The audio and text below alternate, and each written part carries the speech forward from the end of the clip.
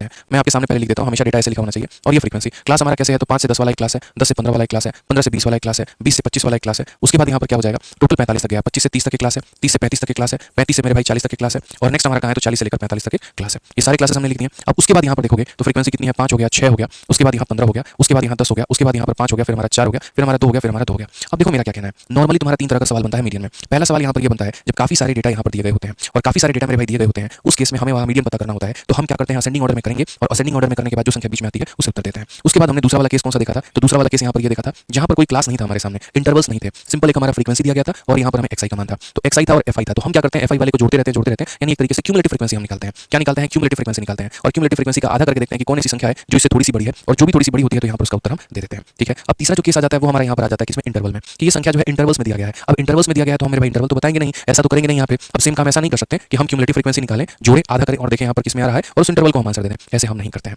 ऐसे हम नहीं करते हैं, इस बात को ध्यान रखिए। ठीक है, तो ऐसे हम मेरे भाई नहीं करते हैं, इस बात को ध्यान रखो। वैसे नहीं करेंगे तो क्या करेंगे, तो पहले आप यहाँ क्यूमुलेटिव फ्रीक्वेंसी निकालो, उसके बाद हम आपको बताते हैं क्या करेंगे। तो क्यूमुलेटिव फ्रीक्वेंसी निकालने का हमारा सेम ही तरीका है। यहाँ पर हम रखेंगे 5, 5 में 6 जोड़ेंगे तो हो जाएगा 11, 11 में 15 जोड़ेंगे तो हो जाएगा 26, 26 में 10 जोड़ेंगे तो हो जाएगा 36, 36 में 5 जोड़ेंगे तो 41, 41 में 4 जोड़ेंगे तो 45, 45 में 2 जोड़ेंगे तो 47। ठीक है, आप बस यहाँ पर जोड़ते चलिए जाना, 45 में 2 जोड़ेंगे 47 और 47 में 2 जोड़ेंगे 49। अब यहाँ 49 का मेरे भाई क्या करना है, आधा। तो 49 का आधा जब आप करोगे तो आपको मिलेगा 24.5। कितना मिलेगा, 24.5। अब जरा यहाँ देखो 24.5 से बड़ा कौन सा है, तो 24.5 से बड़ा मेरे भाई यहाँ पर कौन है, 26 है। तो क्या 26 वाले का आंसर दे दोगे, तो बोलोगे नहीं सर। अच्छा, क्या ऐसा करोगे कि 26 वाला जिसमें आया उसका एवरेज निकाल दो। बहुत बच्चे ऐसी खतरनाक दिमाग लगाते हैं, सर आपने कहा था 26 का देखो टाका किसके साथ बढ़ा है, 15-20 वाले में, तो सर 35 का आधा 17.5 देते हैं। मेरे भाई 17.5 तुमको ऑप्शन में मिलेगा ही नहीं, 17.4 है, यानी इसका मतलब हम जो है वैसे जाएंगे तो गलत जाएंगे। तो हमें जाना कैसे है यहाँ पे, ठीक है, हमें जाना कैसे है जरा हम वो समझते हैं, उस पॉइंट को क्लियर करते हैं। उसके लिए हमें एक फॉर्मुला याद रखना होगा, और फॉर्मुला मेरे भाई यहाँ पर क्या है, तो फॉर्मुला यहाँ पर जो है मैं आप लोगों के लिए लिख देता हूँ। फॉर्मुला हमारा ऐसा है, देखो एक तो ये फॉर्मुला है जो आप याद रख सकते हो, और अगर ये फॉर्मुला याद नहीं रखना चाहते हो तो आप यहाँ पर ऐसे याद कर लो कि sir L1 plus L2 minus L1, ठीक है, और डिवाइडेड बाई कितना हो जाएगा सर, डिवाइडेड बाई हमारा F हो जाएगा, इनटू कितना हो जाएगा sir, into n/2 minus C हो जाएगा। अब बोलोगे सर ये क्या है और क्या क्या सर वैल्यू है, किसके किसके क्या क्या मान है सर, हमको थोड़ा कम समझ में आया। हम बोले तुम टेंशन मत लो, अगले 2 सवाल में सब कुछ क्लियर हो जाएगा, मुझे अच्छे से एक्सप्लेन कर लेने दो यहाँ पर कि ये वैल्यू क्या है और कैसे है।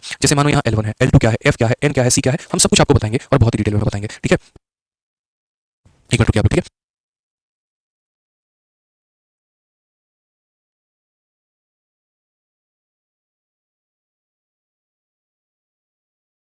ठीक है, तो मैंने आपको ये फॉर्मुला बता दिया। अब ये फॉर्मुले को हम अप्लाई कैसे करते हैं वो देखो। तो देखो समझो मेरी बात को लेकर, सबसे पहले यहाँ पर ये जो होता है ना, इसको बोलते हैं, जो ये आता है इसको हम लोग क्या बोलते हैं, इसको हम लोग मेरे भाई बोलते हैं यहाँ पर n बोलते हैं, इसको हम लोग क्या बोलते हैं, n बोलते हैं, और ये हमारा n/2 होता है। ये क्या होता है, n/2 होता है। मैं फॉर्मुला आप लोगों के लिए लिख देता हूँ, लोअर लिमिट L1 हो गया, फिर उसके बाद यहाँ पर L2 माइनस L1 हो गया, डिवाइडेड बाई हम करेंगे F, और इनटू हम यहाँ क्या करेंगे, n/2 माइनस C हो गया। सारी बात हम आपको समझाएंगे। देखो ये जिसमें होता है यहाँ पर, तो पहला वाला डेटा है तो इसे L1 बोलते हैं, फिर उसके बाद ये लोअर लिमिट हो गया, ये उसका अपर लिमिट हो गया, इसे L2 बोलते हैं। ठीक है मेरे भाई, समझ जाना मेरी बात को लेकर। तो आपको L1 का पता चल गया, L2 का पता चल गया, F का मतलब फ्रीक्वेंसी वो जिसमें है, तो मेरे भाई इसकी फ्रीक्वेंसी कितनी है, तो 15 है, तो ये हो जाता है हमारा F हो जाता है। उसके बाद यहाँ पर n का मतलब यहाँ पर ये जो नीचे टोटल आता है उस टोटल को क्या बोलते हैं, तो n बोलते हैं, उस टोटल को क्या बोलते हैं, तो n बोलते हैं। और C का मतलब क्या होता है, तो C का मतलब क्यूमुलेटिव फ्रीक्वेंसी जो इसके पहले है, तो इसके पहले कौन है, 11 है, तो इसको हम लोग C बोलते हैं। मैं दोबारा से रिपीट करता हूँ, मैं दोबारा से समझाता हूँ, मैं दोबारा से आपको बताता हूँ। यहाँ पर दोस्त क्या है, इनको जोड़कर आधा कर दिया, 24.5 आया, 24.5 वाले के पास गए तो 24.5 मिला नहीं, तो 24.5 से ज्यादा कौन हो गया, तो 26 हो गया। तो मैंने यहाँ पर क्या किया, इसमें देखा कि इसमें कौन है, तो ये पहला लिमिट जो होता है वो L1 होता है, दूसरा वाला मेरे भाई L2 होता है, इसको हम फ्रीक्वेंसी बोलते हैं और इसको हम C बोलते हैं। अब सेम काम यहाँ पर हम जो है अप्लाई करें अपने फॉर्मुले में, तो हमारा आंसर कैसे आएगा, तो हम बोलेंगे sir lower limit L1, L1 हमारा कितना है, तो 15 है, L2 माइनस L1 आप इसे कह सकते हो, तो लोअर लिमिट हमारा 15 है, L2 माइनस L1, 20 में से 15 गया तो हमारा 5 हो जाएगा। उसके बाद फ्रीक्वेंसी की बात करेंगे, फ्रीक्वेंसी हमारा 15 हो जाएगा, n/2 माइनस C मेरे भाई,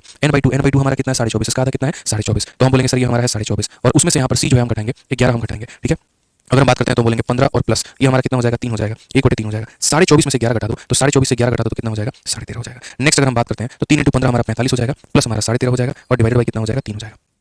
ठीक है, अब 45.5 में इसको अगर हम जोड़ेंगे तो हमारा हो जाएगा 58.5 डिवाइडेड बाई कितना, 3 मेरे भाई। आप इसको डिवाइड कर लीजिए, 3 का गुना हो गया आपका 9 बार में, और यहाँ पर 19.5 करके हमारा आंसर आएगा option number D for Devsena. तो कभी भी इस बात को ध्यान रखना कि जैसे जब आप मीडियन निकाल रहे हो, जब आप माध्यिका निकाल रहे हो, तो अगर नॉर्मल डेटा दिया गया है तो अरेंज करके बीच वाले कौन सा बता दो। अगर मेरे भाई सिर्फ यहाँ पर एक सिंगल लेटर आपके क्लास में दिया गया है या एक्सआई में दिया गया है, तो n/2 का आधा करके उसके सामने देख लो कौन सी वाली क्लास है, वो आंसर हो जाएगा। और अगर मेरे भाई कॉम्प्लेक्स लेवल है, थर्ड लेवल की बात की गई है, तीसरा टाइप के बारे में बात किया गया है, जहाँ पर ये पूरा का पूरा क्लास इंटरवल है, तो उस केस में यहाँ पर पहले n/2 निकालिए, n/2 के सामने ये L1 होता है, ये L2 होता है, ये F होता है, और इसके पहले वाला हमारा C होता है, और दिए गए फॉर्मुला को आपको याद करना पड़ेगा और उसमें मेरे भाई पुट करना पड़ेगा।